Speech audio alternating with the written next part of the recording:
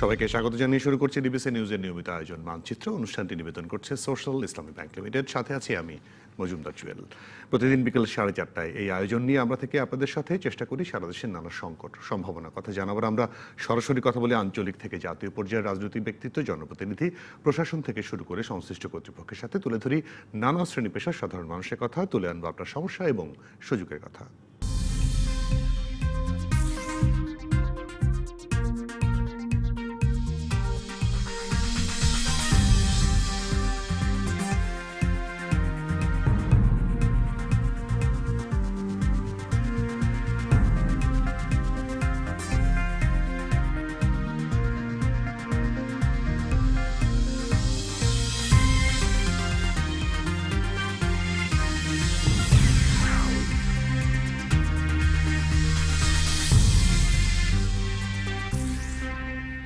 আবহাওয়ার গতিবিধি এখন বোঝা বেশ মুশকিল।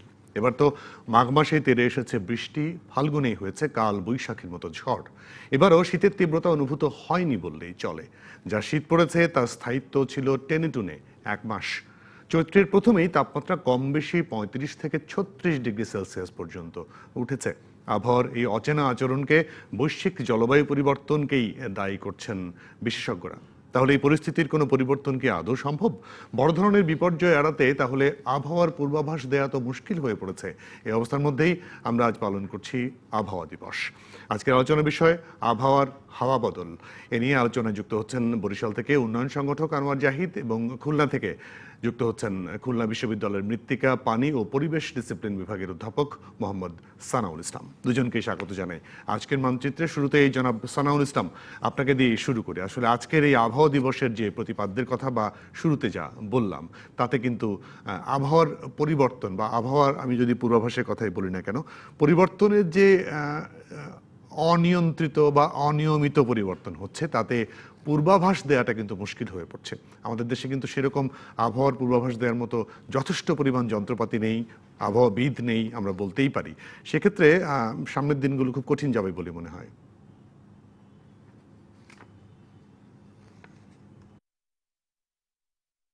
হ্যাঁ, আপনাকে ধন্যবাদ। এখন এই বিষয় নিয়ে শুধুমাত্র শিক্ষক নয়, ছাত্র নয়, সাধারণ মানুষ নয়, সকলে বিচলিত। আমরা প্রত্যেকেই কোনো না কোনোভাবে এর দ্বারা অ্যাফেক্টেড। যেমন আমরা যারা রিসার্চার, তারা আমরা জানি এই সিজনে কী কাজ করব। হঠাৎ করে আবহাওয়ার এত ব্যাপক পরিবর্তন, এত বিশাল বৃষ্টিপাত আমরা আদতে কখনো দেখেছি বলে মনে পড়ে না। এবং আমি পূর্বপুরুষদের সঙ্গে, আমাদের যারা বয়োজ্যেষ্ঠ তাদের সঙ্গে কথা বললেও জানতে পারি যে এরকম পরিবর্তন তারাও সহসা দেখেননি। তো এই পরিবর্তনের কারণে আমাদের কাজকর্ম থেকে শুরু করে সিজনাল কাজকর্ম, ডেইলি কাজকর্ম সমস্ত কিছু অ্যাফেক্টেড হচ্ছে। এবং আমরা বুঝতে পারছি মার্চ মাসে যেরকম আবহাওয়া থাকা দরকার, এত ঘন ঘন বৃষ্টি সাধারণত বর্ষাকালে হওয়ার কথা, এত ভারী বৃষ্টি বর্ষাকালে হওয়ার কথা, এত দীর্ঘ সময় ধরে অত্যন্ত হাই ইন্টেন্সিটিতে বৃষ্টিপাত সচরাচর আমাদের এই রিজনে হওয়ার কথা নয়। সে ধরনের পরিবর্তন দেখতে পাচ্ছি। এতে করে ফসল চাষ, গবেষণা এবং অন্যান্য রেগুলার ডেইলি অ্যাক্টিভিটিসও অ্যাফেক্টেড হচ্ছে বলে আমি দেখতে পাচ্ছি। এখন আসি আবহাওয়া পূর্বাভাস দেওয়ার ক্ষেত্রে আমাদের সক্ষমতা। যেখান থেকে বলা শুরু করা দরকার, যেমন বৃষ্টিপাতের কথাই যদি বলি, তাহলে রেইন গজ ইনস্টলেশনের একটা নির্দিষ্ট এরিয়ার মধ্যে একটি রেইন গজ ইনস্টল করার যতটুকু মানদণ্ড আমাদের জানা আছে, ইন্ডিয়ায় বিশেষ করে এবং পার্শ্ববর্তী দেশ আমরা এবং অন্যান্য আশেপাশের এলাকায়, তাহলে 500 কিলোমিটার স্কোয়ারের মধ্যে একটা রেইন গজ স্টেশন বা একটা আবহাওয়া স্টেশন থাকে। তো এটা আমরা যদি উন্নত বিশ্বের দিকে তাকাই, সেখানে দেখা যাচ্ছে যে 100 কিলোমিটার স্কোয়ারের মধ্যে একটা মেট্রোলজিক্যাল স্টেশন বা রেইন গজ ইনস্টলেশনের নিয়ম বা তারা এরকম করতে পেরেছেন। এই জায়গায় আমাদের অনেক বেশি করার জায়গা এখনো রয়ে গেছে আমাদেরকে, যেহেতু আমরা ক্লাইমেট রিস্কের মধ্যে আছি এবং আমাদের একটা সাবট্রপিক্যাল রিজন এবং ট্রপিক্যাল রিজনের মধ্যে আমাদের দেশ। আমাদের এখানে Hazard prone area, cyclone prone একটা অঞ্চলে আমরা বসবাস করি। সেই ক্ষেত্রে আমাদের এই বিষয়ে আরও বেশি সচেতন হওয়া দরকার। আমাদের সকলের পক্ষ থেকে সরকার, সাধারণ মানুষ, রিসার্চার সকলের সম্মিলিত প্রচেষ্টায় এই চাহিদা এবং যোগান এবং এর স্থাপন যেমন আমাদের আরও বেশি বেশি আবহাওয়া স্টেশন স্থাপন করা, এ বিষয় নিয়ে আরও বেশি ব্যাপক পড়াশোনা, রিসার্চ এবং কোর্স কারিকুলাম, তার আরও ডেভেলপমেন্ট, এই জিনিসগুলো হওয়া প্রয়োজন। এতে করে আবার এই জিনিসের প্রচার, অ্যাওয়ারনেস বিল্ডিং এবং আমরা কত তাড়াতাড়ি মানুষকে এই তথ্য দিতে পারছি সেই বিষয়েও আমাদের সক্ষমতা অর্জন করা জরুরি বলে আমি মনে করছি। জি, আপনাকে ধন্যবাদ। আপনার কাছে আসবো আবার। জনাব আনোয়ার জাহিদ, আপনি উন্নয়ন সংগঠক হিসেবে কাজ করেন।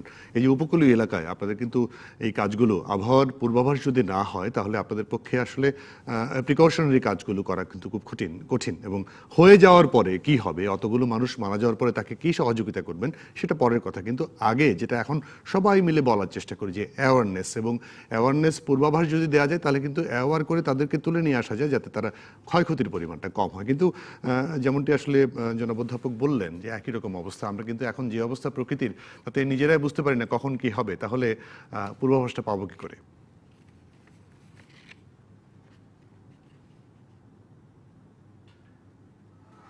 ধন্যবাদ আপনাকে। আসলে যে কথাগুলো প্রফেসর সাহেব বলেছেন আমি তার সঙ্গে একমত পোষণ করি, কিন্তু আমাদের দেশে এখন যে অবস্থা বিরাজমান, আমি এখন ৭৬ বছর নিয়ে পার করে ৭৭ বছর নিয়ে চলছি। এই বছরগুলোতে বহু বিপর্যয় আমরা দেখেছি। এখন বিপর্যয়ের মাত্রা অনেক বৃদ্ধি পেয়েছে। একথা ঠিক যে আমাদের আবহাওয়া অধিদপ্তরের পক্ষ থেকে আগে ভাগে যেটুকুন জানানো যায় সেটুকুন যদি মানুষকে জানাতে সক্ষম হই আমরা, তাহলে কিন্তু তারা সতর্ক হয়ে তার অনেকটা ঝুঁকি মোকাবেলা করা আমাদের পক্ষে সম্ভব হয়। যেমন সিডরের সময় যদি বলেন, সিডরে যে পরিমাণে ধ্বংস হয়েছে সেই পরিমাণে ধ্বংস যদি ওই পূর্বাভাসটা দেওয়া না হতো তাহলে কিন্তু লক্ষ লক্ষ মানুষের জীবন হানি ঘটত, যা 1970 সালে আমাদের দেশের বিপর্যয়ের মধ্য দিয়ে ঘটেছিল। একথা ঠিক। এখন আধুনিক প্রযুক্তি আরও অনেক বেশি আধুনিক হয়ে গেছে। এই আধুনিকতা আমাদের দেশের মানুষকে যদি আমরা সজাগ এবং সচেতন করতে না পারি তাহলে আমরা মানুষের জীবন রক্ষার ক্ষেত্রে নিজেরা বেঁচে থাকতে পারি, কিন্তু আমাদের বিষয় সম্পদ এগুলো সব ধ্বংস হয়ে যাচ্ছে। এই ধ্বংস হওয়ার কারণে মানুষ কিন্তু মূলত দায়ী। আমি মনে করি মানুষই মূলত দায়ী। দায়ীটা এই কারণে বলবো যে জল, বায়ু এবং মাটি এই নিয়েই কিন্তু পরিবেশ। এই পরিবেশকে রক্ষা করার জন্য মানুষের যে দায়িত্ব, সেই দায়িত্বগুলো কিন্তু আমরা পালন করছি না। আমাদের বরিশালের এই উপকূলীয় অঞ্চল একদা ছিল আমাদের শস্য ভাণ্ডার, সেই শস্য ভাণ্ডার কিন্তু এখন বিলীন হয়ে গেছে। অর্থাৎ নদী, নালা, খাল, বিল সব শুকিয়ে গেছে।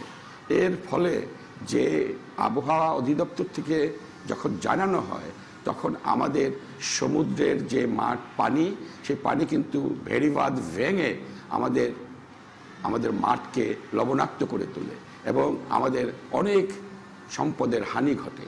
এর থেকে প্রতিকার পাওয়ার জন্য একদিকে যেমন আবহাওয়া অধিদপ্তরকে আরও সতর্কতামূলক অবলম্বন করা দরকার, অপরদিকে আমাদের দেশের মানুষকে আরও বেশি সজাগ হওয়া দরকার।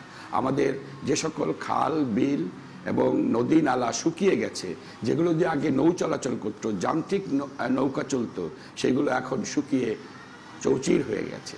আমাদের দেশের খালগুলো তো বিপন্ন। বরিশাল ছিল একসময় প্রাচ্যের ভেনিস, ব্রিটিশ আমলে। সেই প্রাচ্যের ভেনিস এখন বলা যায় যে যদি বৃষ্টি আসে, অধিক পরিমাণে বৃষ্টি হয়, তখন বরিশাল মহানগরী হয়ে যায় যে নদীর নগরী, চতুর্দিকে নদী। এই অবস্থা বিরাজমান। এই অবস্থা থেকে রক্ষা পেতে হলে, মানবকুলকে রক্ষা পেতে হলে, প্রাণীকুলকে রক্ষা পাওয়াতে হলে আমাদের গাছপালা যেভাবে লাগানো দরকার, সেই লাগানোর দিকে আমাদের সরকারের যেমন উদ্যোগ আছে, সাধারণ মানুষের পক্ষ থেকেও, আমাদের পক্ষ থেকেও সেই ধরনের উদ্যোগ থাকা একান্ত অপরিহার্য আমি মনে করি। তা না হলে শুধুমাত্র আবহাওয়া অধিদপ্তরের উপর ভরসা করে বসে থাকলেই চলবে না। আমরা আবহাওয়া অধিদপ্তরকে যেমন সতর্ক করার চেষ্টা করব, তাদেরকে অবহিত করব যে আপনারা যে খবর আপনারা জানেন অতি দ্রুত দেশের মানুষকে বিভিন্ন চ্যানেলের মাধ্যমে জানানোর ব্যবস্থা করেন। আর মানুষকে বলবো যে আমরা মানুষ যারা বিভিন্ন উপকূলীয় অঞ্চলে বাস করি বা এই ধরনের আক্রমণের শিকার হই, তারা যাতে করে সকলের সহযোগিতা করে সকলে আমরা বেঁচে থাকতে পারি তার ব্যবস্থা করা আমাদের একান্ত অপরিহার্য। এর কোনো বিকল্প দুজনের কাছে আবার আসবে, একটা বিরতির সময় হয়েছে, বিরতি নিয়ে ফিরছি আবার দুজনের কাছে। দর্শক আমাদের সঙ্গে থাকবেন, ফিরছি শিগগিরই। বিরতির পর আবারও ফিরলাম মানচিত্রে। অনুষ্ঠানটি নিবেদন করছে সোশ্যাল ইসলামী ব্যাংক লিমিটেড। আজকে আমাদের আলোচনার বিষয় আবহাওয়ার হাওয়া বদল। এ নিয়ে আলোচনায় যুক্ত আছেন বরিশাল থেকে উন্নয়ন সংগঠক আনোয়ার জাহিদ এবং খুলনা থেকে খুলনা বিশ্ববিদ্যালয়ের মৃত্তিকা, পানি এবং পরিবেশ ডিসিপ্লিন বিভাগের অধ্যাপক মোহাম্মদ সানাউল ইসলাম। আবারও সানাউল ইসলাম, আপনার কাছ থেকে জানি আসলে যেটি আনোয়ার জাহিদ বলছেন যে মানুষের সচেতন হওয়া খুব জরুরি। আসলে আমরা নিজেরাই আমাদের পরিবেশ ধ্বংস করছি। একেবারে সরকারের পক্ষে সবকিছু করা সম্ভব নয়, এটি একদম স্বাভাবিক কথা। আমরা গাছ লাগাতে বারবার সরকার বলছে, কিন্তু সেরকম করে লাগানো হচ্ছে না। লাগানো হচ্ছে, কিছুটা হচ্ছে, কিন্তু সেই রকম করে হচ্ছে না। পাশাপাশি এই যে উপকূলীয় এলাকার বাঁধগুলো নষ্ট করা হচ্ছে, নদী দখল করা হচ্ছে, দখল করে একদম পানি নিষ্কাশনের অবস্থা বন্ধ করে দেওয়া হচ্ছে। সেই জায়গা থেকে আসলে মানুষের আর কি করণীয়, বা সরকারের পক্ষ থেকে আর কি করণীয়, আপনার কি মনে হয়?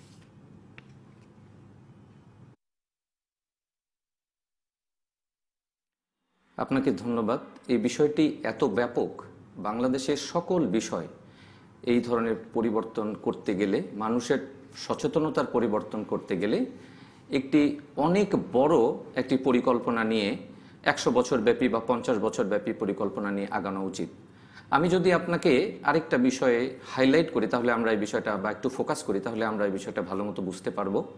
আমরা জানি যে চীনের লোক সংখ্যা পৃথিবীতে এখন, যদি আমরা টোটাল লোক সংখ্যা বা জনসংখ্যার কথা চিন্তা করি, তো সবচেয়ে বেশি ভারতের ঠিক সমপরিমাণ বা সেরকম। এরকম যদি আমরা চিন্তা করি পৃথিবীর আরও বড় দেশগুলো, Brazil, USA, Russia, Canada, Bangladesh, তাহলে আমি আপনাকে একটা তুলনামূলক চিত্র দিতে পারি। পার স্কোয়ার কিলোমিটার প্রতি বর্গ মাইলের লোক সংখ্যা যদি আমরা হিসাব করি, তাহলে দেখা যাচ্ছে চীনে এখনও 300 পৌঁছে নাই, ভারতের 300 থেকে 350, আপনি ইউএসএতে যাবেন অনলি 30 থেকে 33, কানাডাতে গেলে 8 জন 3 জন, রাশিয়াতে গেলে, অস্ট্রেলিয়াতে গেলে এরকম যদি হয়, আর বাংলাদেশে সেখানে যদি পার স্কোয়ার কিলোমিটারের লোক সংখ্যা 1100 ছাড়িয়ে যায়, তাহলে রিসোর্সের প্রতি কম্পিটিশন এমন হওয়াটাই খুব স্বাভাবিক। সেই ক্ষেত্রে আমাদের সাধারণ অন্যান্য দেশ যে মাত্রায় চেষ্টা করে, সেই তুলনায় আমাদের চেষ্টাটা অনেক বেশি, জনসংখ্যার মতোই আমাদের 10 গুণ 20 গুণ বেশি হওয়া দরকার।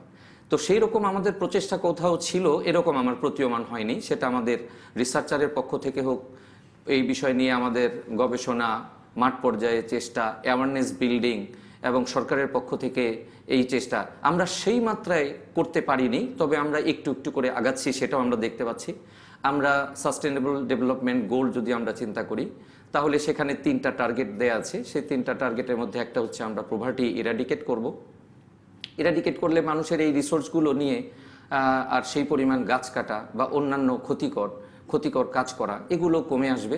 এরপরে আছে আমরা রেজিলিয়েন্ট সিটিজ তৈরি করব, যেগুলো এরপরে আমরা ক্লাইমেট এবং তার ইম্প্যাক্ট, ক্লাইমেট ডিজাস্টার এবং তাদের ইম্প্যাক্টগুলো যেসব মানুষের উপরে পড়ে, যে এরিয়ার উপরে পড়ে, সেগুলো আমরা রিডিউস করব। এগুলো আমাদের এসডিজি গোল। এগুলো যদি আমরা অ্যাচিভ করতে পারি, অ্যাচিভ করার জন্য দৃশ্যমান এবং সাবস্টেন্সিয়াল যদি আমরা কোনো পরিকল্পনা নিয়ে ইমপ্লিমেন্টেশনে যাই, সেখানে গভর্নমেন্ট, এনজিওস, জিওস, পার্টিকুলারলি আমি যে বিষয়টাতে ফোকাস করব, বিশ্ববিদ্যালয় এবং বিশ্ববিদ্যালয়ের ছাত্র শিক্ষক যারা এই বিষয় সংশ্লিষ্ট পড়াশোনা করছেন, গবেষণা করছেন, তাদেরকে আরও বেশি মাত্রায় যোগাযোগ করা এবং তাদেরকে একটি দায়িত্ব দেওয়া, এই ইনফরমেশন এবং গবেষণার ফল মানুষের কাছে পৌঁছে দেওয়ার জন্য দায়িত্ব দেয়া, এবং সেই বিষয়ে গভর্নমেন্টের একটা বিশেষ দৃষ্টি, এরকম যদি ভাবে আগাই, তাহলে আমরা হয়তো সেই জায়গায় খুব বেশি দিন নয় আমরা এগিয়ে যাব। আমাদের প্রথম কথাই হচ্ছে, আমাদের যতটুকু রিসোর্স, সেই রিসোর্স ইউটিলাইজ করার জন্য জনসংখ্যা অতি মাত্রায় বেশি। এই বিষয়টি আমাদেরকে অবশ্যই মনে রাখতে হবে। এই ক্ষেত্রে আমি যে বিষয়টি আবারও বললাম, আমি অবশ্যই সেটাকে পুনরায় ব্যক্ত করতে চাই। আমাদের প্রচেষ্টা সেই অনুযায়ী অনেক বেশি হওয়া দরকার যে কোনো দেশের চাইতে। যেখানে উন্নত বিশ্ব, তাদের উন্নত টেকনোলজি, তাদের রিসোর্স, তাদের ক্যাপিটাল ইনভেস্টমেন্ট, সেই জায়গায় আমরা এখনও অনেক পিছিয়ে। সেই ক্ষেত্রে আমরা যেই জায়গায় উইথাউট কস্ট যতগুলো চেষ্টা বাড়াতে পারি, সেই জায়গায় আমাদের চেষ্টা কোনোভাবেই ত্রুটি রাখার কোনো সুযোগ নেই, আমরা রাখব।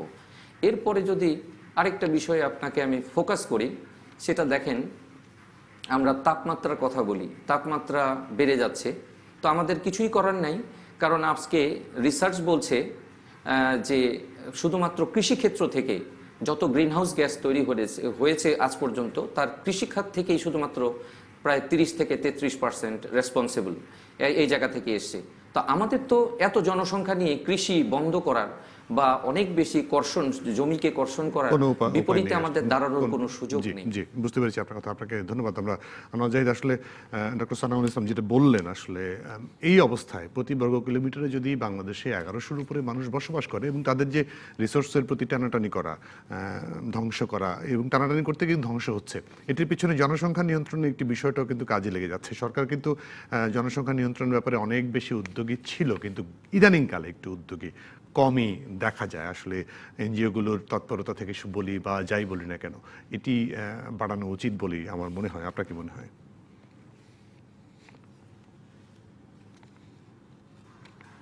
অবশ্যই অবশ্যই বাড়ানো দরকার।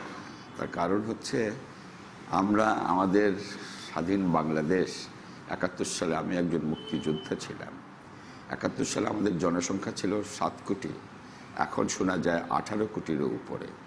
এবং কিন্তু আমাদের ভূমির পরিমাণ বাড়েনি, আমাদের নদ নদীর পরিমাণ বাড়ে নাই, আমাদের নদীর পরিমাণ কমে গেছে, আমাদের পুকুরের পরিমাণ কমে গেছে, আমাদের বসত বাটি অনেক বেড়েছে।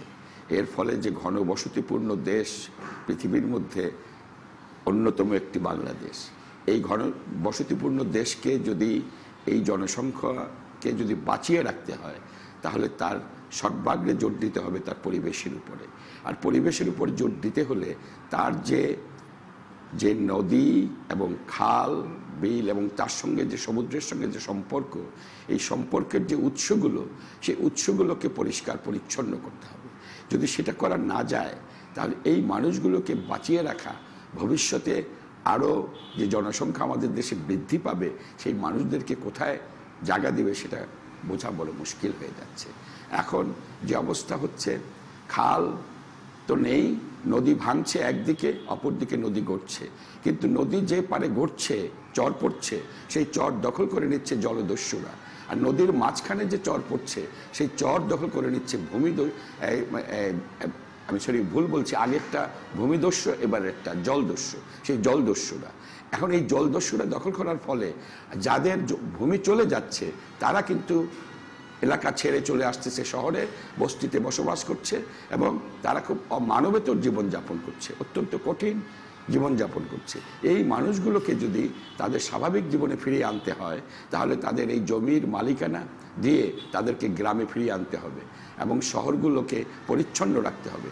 আর যদি গ্রামকে পরিচ্ছন্ন রাখতে হলে পরে তার নদী নালা, খাল বিল, পুকুর, এগুলোকে যদি রক্ষা করা না যায়, সেগুলোকে বাদ দিয়ে যদি আমাদের আবাস স্থল তৈরি করা না হয়, তাহলে কিন্তু আমাদের ভবিষ্যৎ আগামীতে আরও বিপর্যয়ের দিকে চলে যাবে। সুতরাং আমি বলবো যে আজকের আমাদের দেশে যেমন ধরেন আজকে আবহাওয়া দিবস, এই আবহাওয়া দিবসে আমাদের আবহাওয়া অধিদপ্তরের পক্ষ থেকে কিন্তু কোনো উদ্যোগ আমরা লক্ষ্য করিনি। এই জায়গাগুলোকে আমাদের নক করা দরকার, যে আপনারা মানুষকে সজাগ করেন, মানুষকে সচেতন করেন। সরকারের উচিত এই কাজগুলো তার অধিদপ্তরগুলো থেকে মানুষকে সজাগ করা, সচেতন করা। শুধুমাত্র দিবস পালনের জন্য দিবস পালন নয়, মানুষকে সজাগ করার জন্য দিবস পালন, মানুষকে সচেতন করার জন্য দিবস পালন, মানুষের দায়িত্ববোধ বৃদ্ধি করার জন্য দিবস পালন। এই জায়গাগুলোতে যদি না যেতে পারি আমরা, তাহলে কিন্তু আমাদের কাঙ্ক্ষিত যে লক্ষ্য, সেই লক্ষ্য বাস্তবায়ন করা সম্ভব হবে না। কারণ বিশ্বের উন্নত দেশগুলো তাদের অপকর্মের জন্য আমাদের দেশের তাদের যে আমি বলবো যে কার্বন ডাইঅক্সাইড যে নিঃসরণ করছে, এই নিঃসরণের মাত্রা যে পরিমাণ বেড়ে গেছে, এই পরিমাণ বেড়ে যাওয়ার ক্ষেত্রে আমাদের এটাকে মোকাবেলা করার জন্য যে কাজগুলো আমাদের পক্ষ থেকে করা দরকার, সেই কাজগুলো আমরা করছি না, আর ওদের ওইটাও থামানো যাচ্ছে না। তাহলে আমরা করছি কি, যখন জলবায়ু পরিবর্তন হয়, তখন আমরা ছালার বস্তা নিয়ে যাই বরাদ্দ আনার জন্য, সেই বরাদ্দ আসে, সেই বরাদ্দ অনুসারে আমাদের কার্যক্রমগুলো সঠিকভাবে পরিচালিত হচ্ছে কিনা, এই বিষয়গুলো কিন্তু আমরা লক্ষ্য করি না। যার ফলে ধন্যবাদ আনোয়ার জাহিদ আমাদেরকে সময় দেওয়ার জন্য, এবং অধ্যাপক সানাউল ইসলাম, আপনাকেও ধন্যবাদ আজকে আমাদেরকে সময় দেওয়ার জন্য। দর্শক, আপনাদেরকেও ধন্যবাদ, আপনারা যারা এতক্ষণ আমাদের সঙ্গে ছিলেন। এই ছিল আজকের আয়োজনে। আগামীকাল অন্য কোনো বিষয়, অন্য কোনো এলাকার অতিথিদের নিয়ে হাজির হব। থাকুন ডিবিসি নিউজের সাথে।